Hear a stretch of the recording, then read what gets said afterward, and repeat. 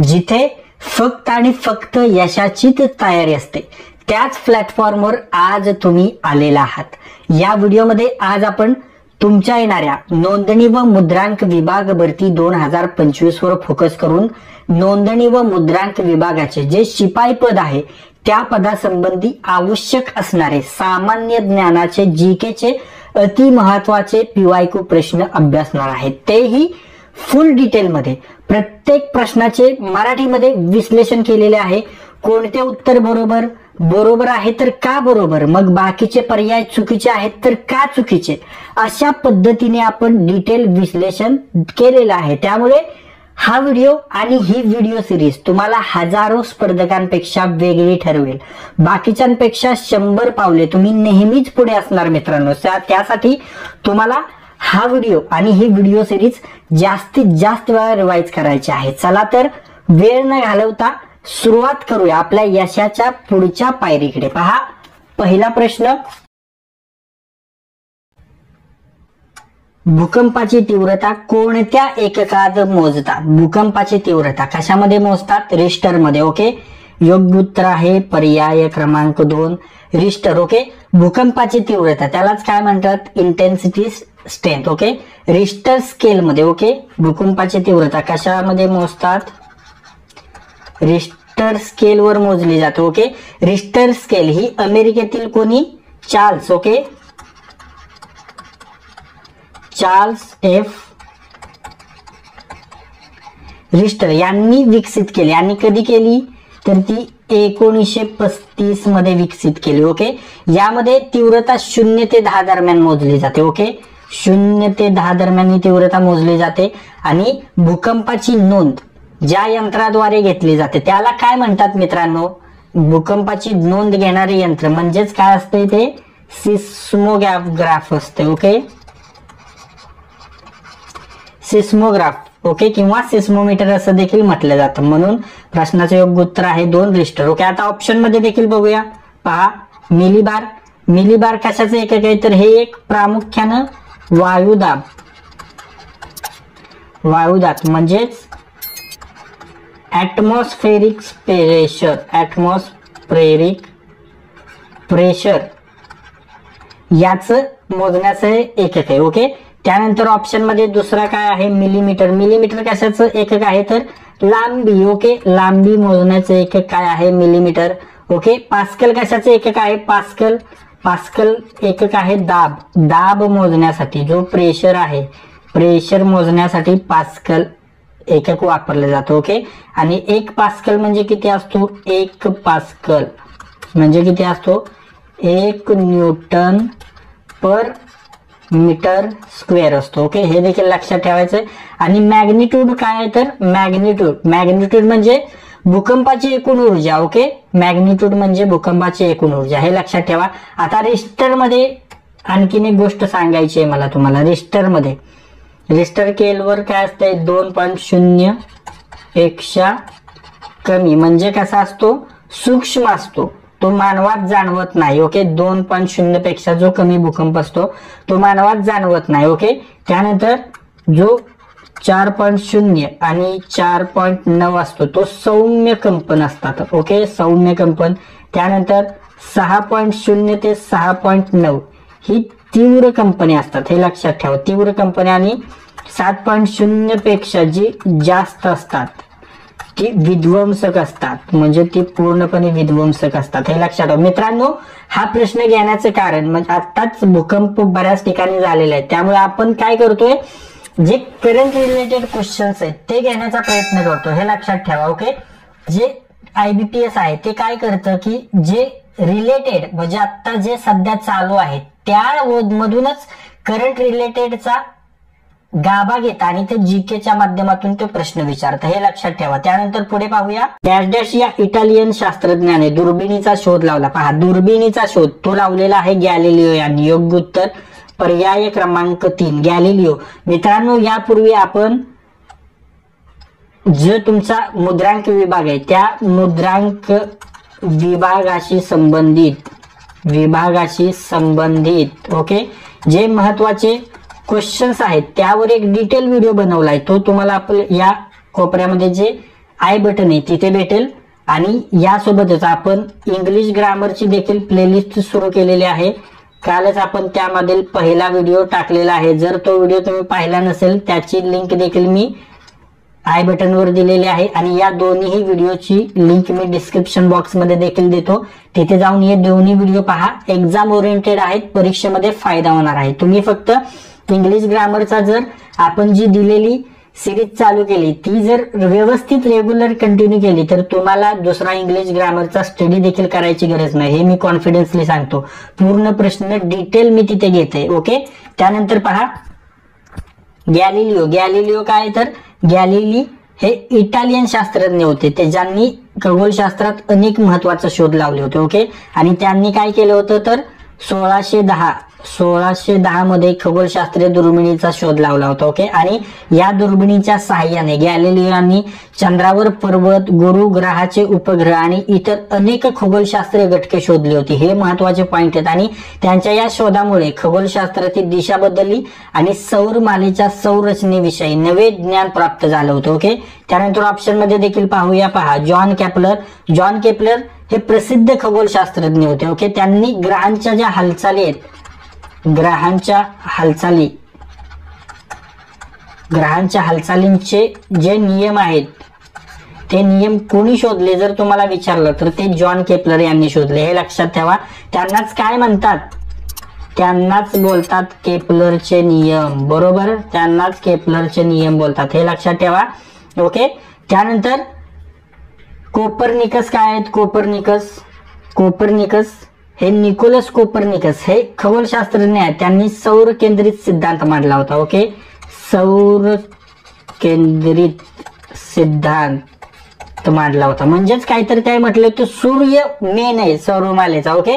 त्यामध्ये सूर्य हे सौरमालेचे केंद्र असल्याचं त्यांनी सांगितलं होतं. ओके. हे महत्वाचेच पॉइंट सांगतोय. परीक्षेमध्ये यापैकी एक प्रश्न येणार आहे. हे लक्षात ठेवा. न्यूटन काय पूर्ण नाव Isaac Newton. Okay. Isaac Newton हे प्रसिद्ध शास्त्रज्ञ आणि त्यांनी गतिविषयक 3 नियम मागेच सांगितलं. गतिविषयक 3 नियम मांडलेले होते यांनी आणि त्यांनी गुरुत्वाकर्षणाचा सिद्धांत देखील न्यूटनने मांडला. मागच्या प्रश्नामध्ये हे सांगितलेलेच आहे. ओके. त्यानंतर हॅचल हॅनस सिजल हा मी असाच प्रश्न घेतलेला आहे तुमच्यासाठी, पर्याय घेतलाय. पुढे पाहूया. त्यानंतर पहा सौरमालेतील कोणत्या ग्रहाला लाल ग्रह असे सुद्धा म्हणतात. लाल ग्रह कोणत्या ग्रहाला म्हणतात. मंगळ ग्रहाला. योग्य उत्तर पर्याय क्रमांक 3 मंगळ. मंगळ हा सौरमालेतील 4था ग्रह आहे. ओके. आणि त्याच्या मातीमध्ये भरपूर लोह तत्व आहे म्हणजे आयरन ऑक्साईड आहे. आयरन ऑक्साईड आहे मंगळाच्या मातीमध्ये. ओके. त्याच रासायनिक सूत्र Fe2O3 आणि याच आयरन ऑक्साईड मुळे या ग्रहाला लालसर रंग प्राप्त झालेला आहे. हे महत्वाचे पॉइंट सायन्स मध्ये तुम्हाला विचारतील. मंगळ ग्रहाला लाल ग्रहाला कशामुळे लालसरपणा आलाय तर आयरन ऑक्साईड मुळे Fe2O3 मुळे आलेला आहे. ओके. यामुळेच मंगळाला लाल ग्रह रेड प्लॅनेट असे म्हणतात. आणि मंगळाचे 2 उपग्रह आहेत. मंगळाला 2 उपग्रह आहेत. ओके. त्यामध्ये एक कोणता आहे फोबोस आणि त्यानंतर दुसरा कोणता आहे डिमोस. ओके. फोबोस डिमोस हे मंगळाचे उपग्रह आहेत. त्यानंतर ऑप्शन मध्ये पाहूया. पहा शुक्राला काय म्हणतात प्रथम तारा. शुक्र तारा मंद वारा. बरोबर. शुक्राला प्रथम तारा किंवा संध्याकाळचा तारा म्हणतात. याचा रंग कसा आहे मित्रांनो शुक्राचा तर पिवळसर पांढरा रंग आहे. पिवळसर पांढरा रंग कोणाचा आहे शुक्राचा आहे. बरोबर. त्यानंतर शनी ग्रह. बरोबर. शनी याची वैशिष्ट्य काय तर याला रिंग्स आहेत म्हणजेच वलय आहेत. शनीच्या बाजूला रिंग्स आहेत. बरोबर. शनीच्या बाजूला रिंग्स आहेत. ओके. आणि शनी हा रिंग्स असलेला ग्रह म्हणून देखील ओळखला जातो त्याला. बरोबर. त्यानंतर ऑप्शन मध्ये आहे प्लुटो पूर्वी ग्रह मानला जायचा. आता त्याचं ग्रह हे पद काढून घेतलेलं आहे. मान्यता कट केलेली आणि त्याला आता काय म्हणतात प्लुटोला आता बटू ग्रह बोलतात. हे देखील पॉइंट महत्वाचे आहेत. प्लुटो संबंधीचा लक्ष प्रश्न येतोच. ओके. बटू ग्रह ड्वार्फ प्लॅनेट बोलतात प्लुटोला. ओके, त्यानंतर नेपच्यून याला निळसर ग्रह म्हणतात. ओके, नेपच्यूनला निळसर ग्रह बोलतात. ओके, याचं वातावरण मिथेनमुळे, कशामुळे, मिथेनमुळे निळसर दिसते, त्यामुळे त्याला निळसर ग्रह म्हणतात. आणि मंगळावर भारताने पाठवलेलं एक यान होतं, त्याला काय म्हणतात, मॉम, आणि ते यशस्वी मोहीम झाली होती, हे लक्षात ठेवा. कधी, 2013 मध्ये, 2013. ओके, 2013 मध्ये आपण पाठवलं होतं मंगळयान. ओके, पुढे पाहूया. छत्रपती संभाजी महाराज यांनी खालीलपैकी कोणते ग्रंथ लिहिले होते? पहा, छत्रपती संभाजी महाराजांची ग्रंथ संपदा आपल्याला सांगायचंय. त्यापूर्वी एक गोष्ट लक्षात घ्या मित्रांनो, छत्रपती संभाजी महाराज हे केवळ शूर योद्धेच नव्हते, तर विद्वान आणि कवी होते. त्यांनी हे सर्वच ग्रंथ लिहिले होते आणि हे सर्व संस्कृत ग्रंथ संस्कृत भाषेत आहेत. ओके, आणि त्यांच्या या विद्वत्तेचं उत्तम उदाहरण म्हणजे हे सर्व ग्रंथ आहेत, हे लक्षात ठेवा. ओके, तर पहा, नायिका भेद, त्यानंतर बुधभूषण, सात शतक आणि नखशिख, हे जे सर्व ग्रंथ आहेत हे सर्व संभाजी महाराजांनी लिहिलेले आहेत. म्हणून या प्रश्नाचे योग्य उत्तर असेल पर्याय क्रमांक 5, यापैकी सर्वच. ओके, त्यानंतर पहा, जो नायिका भेद आहे हा ग्रंथ संभाजी महाराजांनी लिहिलेला आहे. नायिकांचे विविध प्रकार व वर्णन करणारा संस्कृत काव्य ग्रंथ आहे हा. त्यानंतर बुधभूषण हा एक उल्लेखनीय संस्कृत काव्य ग्रंथ आहे आणि हाच ग्रंथ सर्वात जास्त परीक्षांमध्ये विचारला जातो, हे लक्षात ठेवा. त्यांनी वीररस आणि राजधर्म याची या बुधभूषण ग्रंथामध्ये मांडणी केलेली आहे. ओके, त्यानंतर सात शतक मध्ये त्यांनी 7 शतकांमधील विविध सामाजिक व सांस्कृतिक बाबी कवितेतून मांडलेल्या आहेत, हे लक्षात ठेवा. त्यानंतर समोरचा प्रश्न पाहूया. आणि मित्रांनो, संभाजी महाराजांचे ग्रंथ त्यांच्या वैचारिक आणि साहित्यिक समृद्धीचं उदाहरण आहे, हे लक्षात ठेवा. युद्धभूमीवर असतानाही त्यांनी संस्कृत सारख्या प्राचीन भाषेत लेखन करून आपली बहुपरतत्वता सिद्ध केली, हे लक्षात ठेवा. त्यामुळे पुढे पाहूया. क्षेत्रफळाच्या दृष्टीने महाराष्ट्रातील मोठा जिल्हा कोणता आहे? क्षेत्रफळाच्या दृष्टीने आपल्या महाराष्ट्रातील सर्वात मोठा जिल्हा आहे अहमदनगर. योग्य उत्तर पर्याय क्रमांक 1. अहमदनगर जिल्हा हा किती क्षेत्रफळ आहे याचं? तर अहमदनगरचं क्षेत्रफळ आहे 17,048 चौरस किलोमीटर. ओके, 17,048 चौरस किलोमीटर आणि महाराष्ट्रातील सर्वात मोठा जिल्हा. आता तुम्हाला विचारतील, हा तर झाला मोठा, मग तुम्ही म्हणाल मोठाच सांगितला, छोटा नाही सांगत सर. मग छोटा कोणता आहे? तर तो आहे मुंबई शहर. परीक्षेमध्ये येणार आहे मित्रांनो, त्यामुळे सांगतोय, लक्षात ठेवा. मुंबई शहर हा आपल्या महाराष्ट्रातील सर्वात लहान जिल्हा आहे. किती क्षेत्रफळ आहे? 157 चौरस किलोमीटर याचं क्षेत्रफळ आहे. ओके, त्यानंतर समोरचा प्रश्न, ऑप्शन पाहूया थोडक्यात. आता गडचिरोलीचं क्षेत्रफळ किती? अहमदनगरपेक्षा थोडासा छोटा आहे, 14,412 चौरस किलोमीटर त्याचं क्षेत्रफळ आहे. ओके, यवतमाळचं किती आहे? 13,582 चौरस किलोमीटर आणि नागपूरचं क्षेत्रफळ आहे 9,897 चौरस किलोमीटर, हे लक्षात ठेवायचंय. सर्वात मोठा अहमदनगर, सर्वात लहान मुंबई. ओके, त्यानंतर समोरचा प्रश्न पहा. पूर्वी नागपूर ही कोणत्या राज्याची राजधानी होती? हे लक्षात ठेवा मित्रांनो. नागपूर आता आपली महाराष्ट्राची कोणती राजधानी आहे? तर ती आहे उपराजधानी. ओके, आणि ही एका राज्याची पूर्वी मेन राजधानी होती. जशी आता आपल्या महाराष्ट्राची मुंबई आहे तशी नागपूर एका राज्याची राजधानी होती. ते राज्य कोणतं आहे तुम्हाला माहिती आहे का?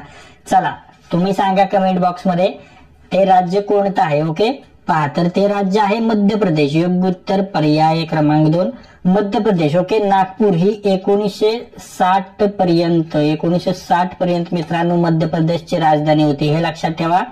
आणि 1952 ते 1956 दरम्यान नागपूर ही मध्य प्रांत व बरार म्हणजे सेंट्रल प्रोव्हिन्सेस आणि बरारची राजधानी होती. आणि 1960 मध्ये राज्य पुनर्रचना जेव्हा झाली तेव्हा भाषावर प्रांत रचनेनुसार आपलं नागपूर हे आपल्या महाराष्ट्रामध्ये समाविष्ट झालं आणि आज नागपूर ही आपल्या राज्याची राजधानी आहे. तुमच्यासाठी प्रश्न विचारू, चला.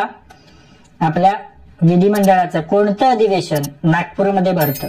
कमेंट करून सांगायचंय. तुमच्यासाठी प्रश्न आहे, बघूया किती जण राईट आन्सर देत आहेत. आपल्या विधिमंडळाचं कोणतं अधिवेशन नागपूरमध्ये भरते याचं आन्सर तुम्हाला कमेंट करायचंय. ओके, चला आता ऑप्शन मध्ये पाहूया. गुजरात. गुजरातची राजधानी कोणती आहे?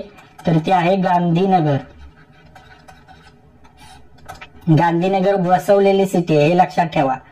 सेक्टर वाईज बसवलेली सिटी आहे. ओके, त्यानंतर महाराष्ट्राची, मध्य प्रदेश झालं. महाराष्ट्राची कोणती आहे?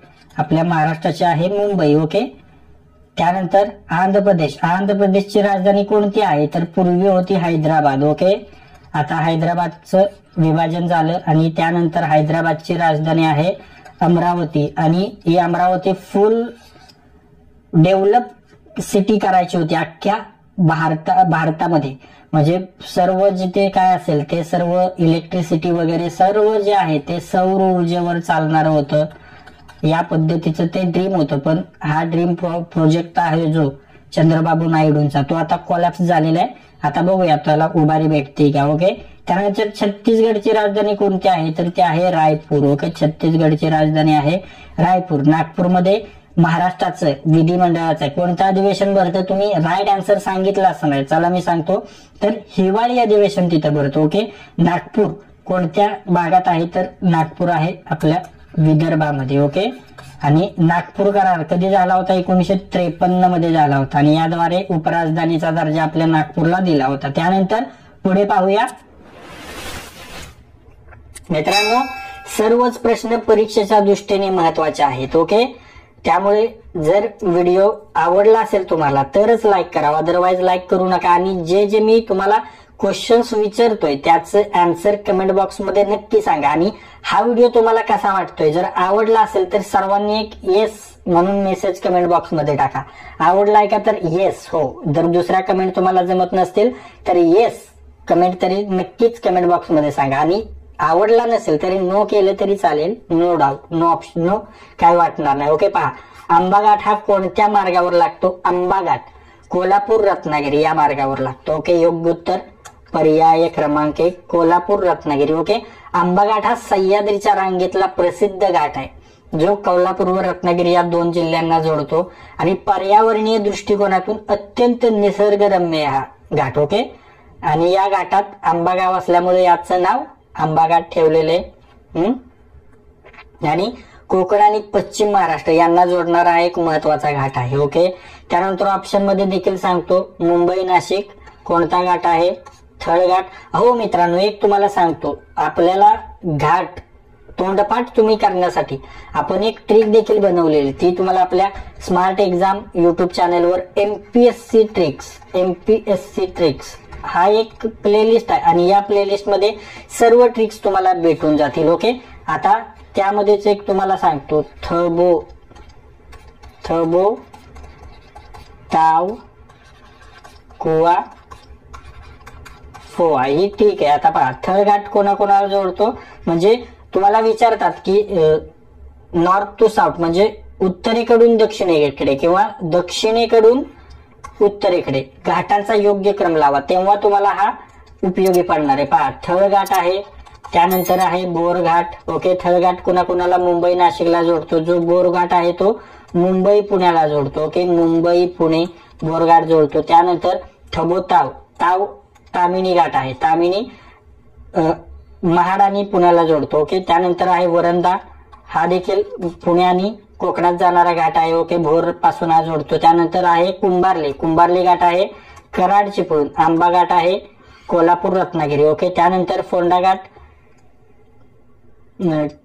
घाट आहे सावंतवाडी आणि पणजी. ओके, आणि आंबोली घाट आहे आंबोली, तो कोल्हापूर सावंतवाडीला जोडतो. ओके, अशा पद्धतीने मी लेक्चर घेतलेले, तिथे जाऊन तुम्ही पहा, डिटेलमध्ये पहा. हे मी आपलं वरवर तुम्हाला सांगितलं फटाफट. ओके, आता काय सांगितलं? मुंबई नाशिक थळघाट बरोबर. त्यानंतर पुणे साताराला कोणता घाट जोडतो? खंबाटकीचा घाट, खंबाटकी. ओके, त्यानंतर कराड चिपळूणला कुंभारली घाट आहे. ओके, कराड चिपळूण कुंभारली. ओके, थबोताव कुवाफो. ओके, कुवा. त्यानंतर कोल्हापूर सावंतवाडीला आंबोली घाट जोडतो. ओके, हे लक्षात ठेवा. त्यानंतर समोरचा प्रश्न पाहूया.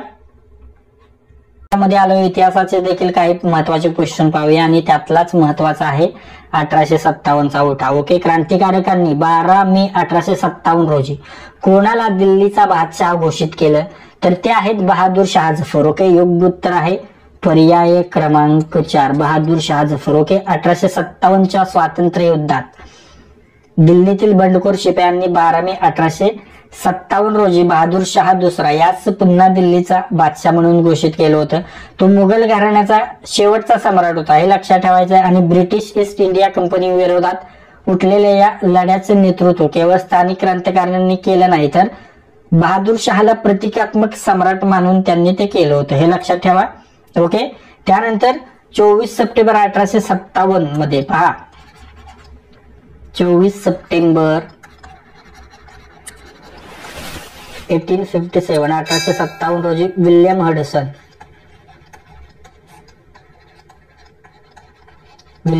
या ब्रिटिश अधिकाऱ्याने दिल्ली पुन्हा जिंकली आणि बहादूर शहाला अटक केली होती. ओके, आणि बहादूर शहाला खूप यातना दिल्या होत्या. ओके, त्यानंतर ऑप्शन मध्ये पहा, नानासाहेब पेशवे हे कानपूर येथे उठावाचं नेतृत्व करत होते. ओके, कानपूर फुल डिटेल सांगणार आहे, एकदम जक्कास टाइप मध्ये. ओके, परीक्षा एक्झाम ओरिएंटेड. जवाब खान हे असंच घेतलंय. आणि जे नानासाहेब आहेत त्यांनी दिल्लीचा बादशाह घोषित केलं नव्हतं. ओके, त्यांनी पेशवाई पुनर्स्थापनेसाठी लढा दिला होता. शाह आलम दुसरा हा मुघल सम्राट आहे, 18व्या शतकात होता, बहादूर शहाच्या अगोदरचा होता. ओके, त्यामुळे 1857 संबंध नाहीये. आणि तात्या टोपे हे झाशीचे राणी लक्ष्मीबाईचे प्रमुख सहकारी होते. ओके, झाशीची राणी लक्ष्मीबाई यांचे प्रमुख सहकारी होते तात्या टोपे. ओके, त्यांनी मध्य भारतात ब्रिटिशांविरुद्ध लढा दिला होता. त्यानंतर समोरचा प्रश्न पाहूया. पहा, कराडजवळ प्रीतिसंगम येथे कोणत्या नद्यांचा संगम आहे? कराडजवळ प्रीतिसंगम येथे कृष्णा व कोयना या नद्यांचा संगम आहे. योग्य उत्तर पर्याय क्रमांक 3 कृष्णा व कोयना. ओके, प्रीतिसंगम हे महाराष्ट्रातील कराड तालुक्यातील प्रसिद्ध ठिकाण आहे. येथे कृष्णा नदी व कोयना नदी यांचा संगम आहे आणि या संगमाच्या ठिकाणी कृष्णा नदी उत्तर वाहिनी होते, म्हणजेच दक्षिणेकडून उत्तर दिशेने वाहते. ओके, आणि यामुळे या ठिकाणाला धार्मिक आणि नैसर्गिक दृष्टीने महत्व प्राप्त झाले. आणि प्रीतिसंगम हे नाव कशामुळे प्रसिद्ध आहे, तर जिथे दोन नद्या प्रेमाने एकत्र आल्या त्यामुळे त्याला प्रीतिसंगम म्हणतात. ओके, त्यानंतर ऑप्शन मध्ये गोदावरी कृष्णा दोन स्वतंत्र नदी प्रवाह आहेत. कृष्णा व पूर्णा नदी ही गोदावरीची उपनदी आहे. ओके, कृष्णाची नाही, हे लक्षात ठेवा. इंद्रायणी व गोदावरी, तर इंद्रायणी ही भीमा नदीची उपनदी आहे, हे लक्षात ठेवा. ओके, इंद्रायणी पूर्णा कुणाची आहे? पूर्णा गोदावरीची आहे आणि इंद्रायणी जी आहे ती भीमा नदी. इंद्रायणी काठी देवाची आळंदी, बरोबर. त्यानंतर पुढे पाहूया. अंतराळ प्रवेश करणारा पहिला भारतीय कोण? अंतराळ प्रवेश करणारा पहिला भारतीय आहे राकेश शर्मा. ओके, योग्य उत्तर पर्याय क्रमांक 2 राकेश शर्मा. राकेश शर्मा हे 2 एप्रिल 1984 रोजी सोव्हिएत युनियनच्या जो सोयुज T-11 या यानातून अंतराळात गेले होते. त्यांनी भारत आणि रशिया यांच्यातील सहकार्य कार्यक्रमांतर्गत अंतराळात प्रवेश केला होता. ओके, आणि पंतप्रधान इंदिरा गांधीशी अंतराळातून त्यांनी संवाद देखील साधला होता. आणि तेव्हा त्यांनी प्रसिद्ध उद्गार काय काढले होते, तर इंदिरा गांधी त्यांना म्हणाले होते की वरून आपला भारत देश कसा दिसतो. ओके, तर तेव्हा ते म्हणाले होते सारे जहां से अच्छा.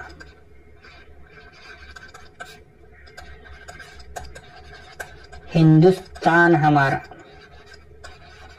असे ते वरून बोलले होते. ओके, असे उद्गार त्यांनी काढले होते. त्यांना अशोक चक्र दिलं होतं. ओके, हे लक्षात ठेवा. म्हणजे शांतताकालीन सन्मान कोणता आहे? सर्वोच्च शांतताकालीन सन्मान, तर तो आहे अशोक चक्र, ते त्यांना देण्यात आलं होतं.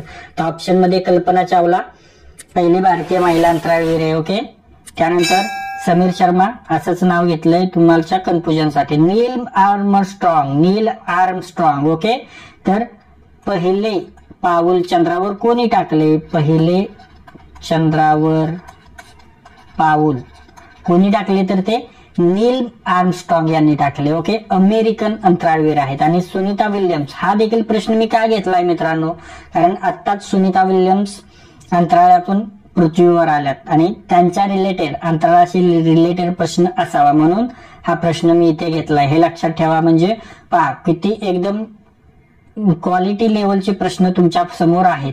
सर्व प्रश्न एक्झाम ओरिएंटेड आहेत. कारण भूकंप झालेत भरपूर म्हणून भूकंपाचा प्रश्न घेतला. छावा चित्रपटामुळे छत्रपती संभाजी महाराजांचा आता अंतराळाचा सुनीता विल्यम्स अंतराळातून आल्या त्यासाठी त्यांना घेतलं. भारतीय वंशाच्या अमेरिकन अंतराळवीर आहेत या. ओके, त्यानंतर समोरचा प्रश्न पहा.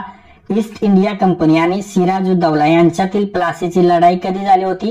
तर प्लासीची लढाई, बक्सरची लढाई, पानिपतची लढाई, मराठा इंग्रज युद्ध हे देखील महत्वाचे आहेत. IBPS यावरच प्रश्न विचारतं. फक्त डायरेक्ट विचारणार ईस्ट इंडिया कंपनी आणि सिराजुद्दौला यांच्यात प्लासीची लढाई कधी झाली, किंवा असं म्हणतात प्लासीची लढाई कधी झाली, ती 1757 साल तुमच्या लक्षात असायला पाहिजे. ओके, मग येथे 1757 इथे कन्फ्युजन साठी आणखीन तुम्हाला दिले. ओके, मग या प्रश्नाचे योग्य उत्तर आहे पर्याय क्रमांक 1 23 जून 1757. ओके, प्लासीची लढाई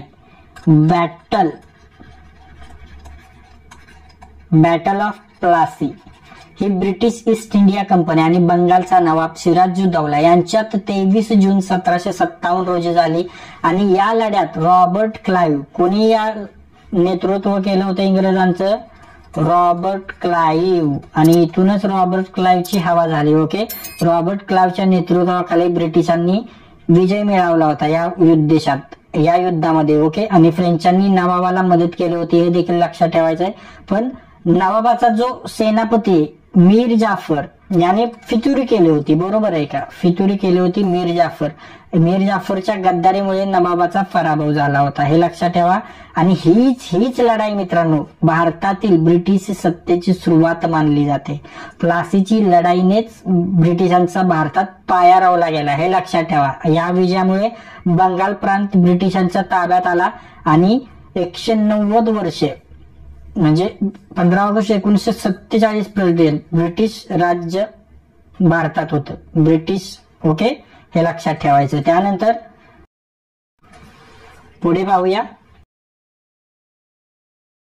पहा, गोदावरी नदीचा उगम कोठे होतो? पहा, गोदावरी नदीचा उगम त्र्यंबकेश्वर येथे होतो. ओके, योग्य उत्तर पर्याय क्रमांक 2 त्र्यंबकेश्वर. गोदावरी नदीचा उगम नाशिक जिल्ह्यातील त्र्यंबकेश्वर जवळील ब्रह्मगिरी पर्वतावरून होतो हे लक्षात ठेवा. ती भारताची दक्षिण गंगा म्हणून देखील ओळखली जाते. ओके, एक्झामच्या दृष्टीने महत्वाचं आहे. दक्षिण गंगा म्हणून देखील गोदावरी नदीला ओळखलं जाते. याची लांबी किती आहे?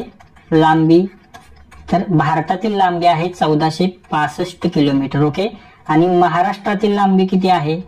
महाराष्ट्रातील लांबी आहे 668 किलोमीटर. ओके, यामध्ये दारणा, प्रवरा, बिंदुसरा, मुळा, बोर, शिवना, दुधना या इतर उपनद्या आहेत तिच्या. ओके, त्यानंतर ऑप्शन मध्ये आहे महाबळेश्वर. महाबळेश्वर मध्ये कोणत्या नदीचा उगम होतो? कृष्णा, कोयना. ओके, इथे कृष्णा कोयना नदीचा उगम होतो. पंचगंगा उगम आहे इथे कृष्णा, कोयना, सरस्वती अशा नद्या आहेत. ओके, त्यानंतर भीमाशंकर येथे कोणत्या नदीचा उगम होतो? भीमाशंकर येथे भीमा नदीचा उगम होतो हे लक्षात ठेवायचंय. त्यानंतर समोरचा प्रश्न, भारतीय हरित क्रांतीचे जनक कोणाला म्हणतात? पहा, एक्झाम ओरिएंटेड प्रश्न आहे. भारतीय हरित क्रांतीचे जनक बोलतात डॉक्टर MS स्वामीनाथन यांना. ओके, योग्य उत्तर पर्याय क्रमांक 3 डॉक्टर MS स्वामीनाथन यांना भारतीय हरित क्रांतीचे जनक म्हणतात. त्यांनी 1960च्या दशकात उच्च उत्पादकता असलेल्या गहू व तांदळाच्या जातींची लागवड सुरू करून भारतात अन्नधान्य उत्पादनात क्रांती घडवली होती आणि त्यामुळे देश अन्नधान्याच्या बाबतीत आपला आत्मनिर्भर झाला होता. ओके, त्यानंतर ऑप्शन मध्ये डॉक्टर वर्गीस कुरियन यांना काय म्हणतात? यांना श्वेत क्रांतीचे जनक म्हणतात. श्वेत क्रांतीचे जनक, धवल क्रांतीचे जनक कोण आहेत? तर ते आहेत डॉक्टर वर्गीस कुरियन. भारतात दुग्ध उत्पादन वाढवण्यासाठी त्यांनी ऑपरेशन फ्लड राबवलं होतं. ओके, त्यानंतर डॉक्टर होमी बाबा यांना भारतीय अणुऊर्जा कार्यक्रमाचे जनक म्हणतात. अणुऊर्जा कार्यक्रमाचे जनक कोण आहेत तर ते आहे डॉक्टर होमी भाभा. ओके, भाभा अणु संशोधन केंद्र स्थापनेत त्यांचं मोलाचं योगदान आहे आणि त्यांचंच नाव त्याला दिलेलं आहे, भाभा अणु संशोधन केंद्र. ओके, त्यानंतर नॉर्मन बोरलॉग.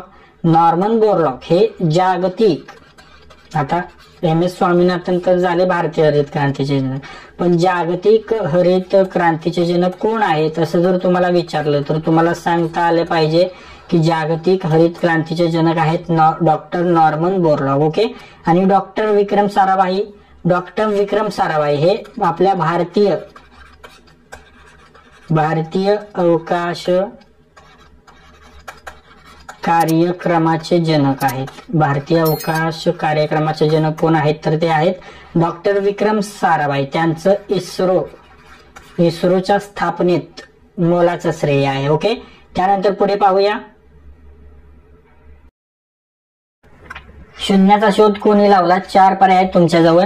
4 पर्यायापैकी योग्य पर्याय कमेंट बॉक्स मध्ये सांगायचा. आणि